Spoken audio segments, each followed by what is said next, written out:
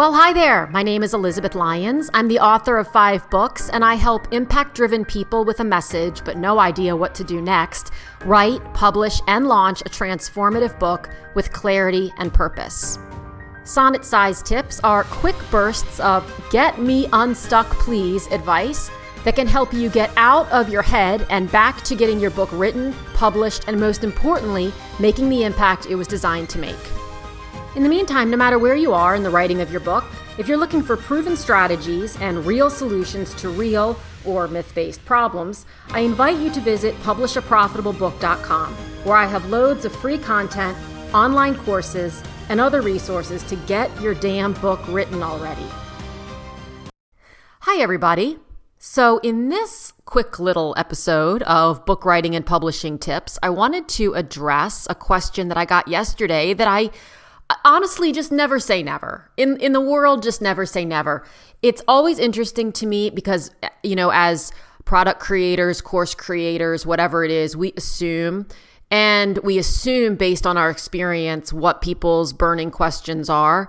We can never anticipate what they truly are. However, so just a little tip, it's super important to be in community and in communication with your customers to determine what their questions and concerns actually are. So when you're writing your book, a little side note here, it's going to be very important, obviously. In fact, it's critical that you know what your reader's primary challenge is.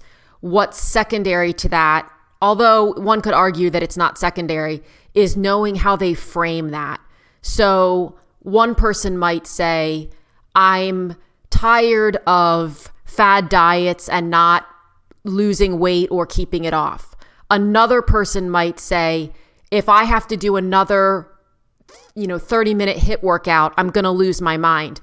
And the second, the mention of a HIIT workout and the dislike of it, and I may be speaking from personal experience, is where you will be able to identify with a segment of the population that perhaps just the simple comment of, or the simple declaration of, I'm tired of working out all the time and then not being able to keep the weight off or not being able to stay healthy or not being able to stick to a routine, doesn't necessarily resonate with them. But the end result that they're both looking for is something that you can provide. So, little side note.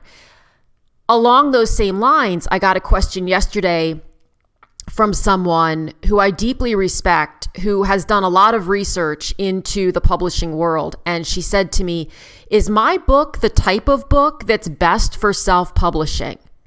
And I had to really stop in my tracks. And she was surprised to learn that there is no book.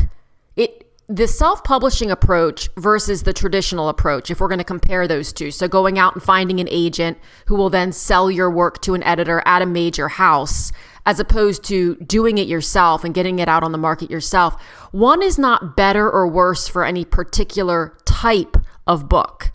One is better or worse depending on your intention and your position in the marketplace. When it comes to self-publishing, most of the people with whom I work choose to self-publish for one of 3 main reasons. One is time to market. If you are going to go out and try to find an agent who is then going to try to find an editor who is then going to agree to purchase your book, you're looking at between 18 and more close to or closer to 36 months before your book is on the market. Most people are simply not interested in waiting that long, and many people are not in need of the validation of an editor at a major house. Many people are, and that's something that I'll talk about in another episode. But the notion that it's going to take upwards of 3 years to get a book to market immediately flips that switch for many people. The second is the level of control that a publishing house, a traditional publishing house, will ultimately have over the content of your book. So they're in business to make money. They may buy the concept, but then get their hands on your manuscript and say, I want to take this out and I want to put this in and I want to position the author in this way. And suddenly what you've created isn't any longer your creation. It's sort of a co-creation, although you're not really in the process of co-creating. You're just kind of along for the ride because you're contractually obligated. That's the second point. And the third point is the profit margin. What most people, I won't say most people, but many people don't recognize is that the traditional publishing house is taking a real risk up front. They're having all their books printed up front. They're paying their editor. They are paying whomever they're paying to get your book out there up front in anticipation of sales on the back end. Vanity publishers do this as well. Although Vanity, it's a little different because you're still paying them up front, but they still take a portion of your earnings on the back end in most cases. Traditional publishers will take upwards of 90% of the book's income on the back end. And many times authors, understandably, from a business standpoint, go, no, thank you. If I'm going to be doing all the work to market it, and you are, even if you're with a traditional house, you are going to be doing all of the work to market it and to get it out. Why would you only reap 10% of the reward from that? So those are the three main reasons why people ultimately, in many cases, go, oh, wow, traditional publishing isn't exactly what I thought. And to be clear, for those of you who haven't been listening to me for a while, I am not opposed to traditional publishing. I think there are some times when it makes a lot of sense. If you have a massive platform, i.e. hundreds of thousands, if not millions of people, and no time to outsource this sort of stuff, and the traditional house is willing to give you a large advance and agree to some of your terms or desires when it comes to help with marketing, then that may very well be the best way to go. It's about looking at each individual person and their project and their product and their platform and assessing what makes the most sense right now. If you can self-publish a book and get it to climb the charts and stay at the top of the charts and sell a lot of copies, the big houses will more than likely take notice and you'll have more leverage that way. So even if they don't take notice and you bring it to their attention and you go to an agent, a desired agent, and you say, I've sold 65,000 copies of this book in 6 months, and now I'd like to turn it over to a traditional publisher, and here's why, because it's important at that point. If you've sold that many, it's important to know why you'd want to relinquish that. But there are reasons sometimes.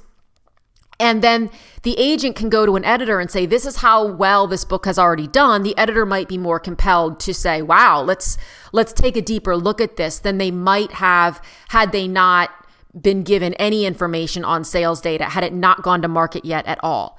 There's no such thing as a book, in my opinion, that is better suited for self-publishing unless you are of the mindset, I want to do this quick and dirty and sloppy and myself, in which case you're, I hope, not listening to this, because my philosophy has always been that a self-published book should be able to stand next to a New York Times bestseller in quality. So cover design, interior formatting, quality of the writing, which means having hired a high quality editor, an experienced editor who's the right fit for your book. When it comes to self versus traditional publishing, it's not about the type of book. It's about the experience that you want to have, and it's about the involvement that you want to have. It's about the control that you want to have, and it's about an understanding of what those two paradigms really mean. And to be frank, and we'll talk about this again, this is going back to what I said we'd talk about in maybe the next episode, how much your ego needs to be involved. Many people need or want that traditional house to sign off because it gives them that quick ego boost of, oh, I've got a good idea. I've got a good product. It's short-lived. It can be short-lived. I don't want to say it is. It can be short-lived. And I'll talk about that in the next episode. Thank you so much for tuning in. I hope this was helpful. And if you're looking for a fun, impactful, and productive workshop to help you get your book written, I invite you to my free book writing workshop. You can find a link to that as well as a slew of other free resources over on my website, publishaprofitablebook.com. Again, thanks so much for tuning in, and I'll see you next time.